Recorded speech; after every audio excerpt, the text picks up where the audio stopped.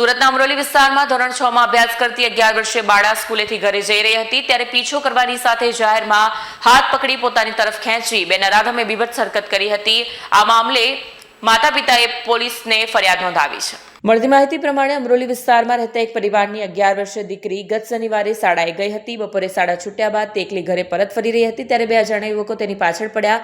મહિલા પહેલા તેમણે તેનું નામ પૂછ્યું। કિશોરી હિંમત બતાવી મારું નામ જાણીને શું કરશું તેમ કહી ચાલવાની ઝડપ વધારી।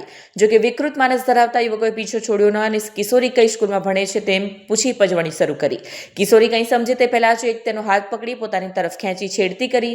ગભરાયેલી કિશોરીએ સમય સૂચકતા વાપરી પ્રતિકાર કર્યો અને ત્યાંથી ભાગી છૂટી અને સીધી ઘરે પહોંચી। ઘરે પહોંચેલી દીકરી અત્યંત ગભરાયેલી અને રડતી હાલતમાં હોવાથી માતાએ પૂછપરછ કરતા સમગ્ર હકીકત સામે આવી। પરિવારે તાત્કાલિક અમરોલી પોલીસનો સંપર્ક સાધ્યો। પોલીસે મામલાની ગંભીરતા જોઈને ઘટનાસ્થળની આસપાસના સીસીટીવી કેમેરા તપાસતા ટપોરીઓની શરમજનક હરકત કેદ થયેલી જોવા મળી। ફૂટેજના આધારે પોલીસે રાજકુમાર જલ્લુ યાદવ અને મુકેશ રત્નાવીર વાડીના સોસાયટી છાપરા ભાથા મૂળ ધોળકા તરીકે ઓળખ થઈ। પોલીસ તપાસમાં બહાર આવ્યું કે બંને આરોપીઓ સ્થાનિક તબેલામાં સાથે કામ કરે છે।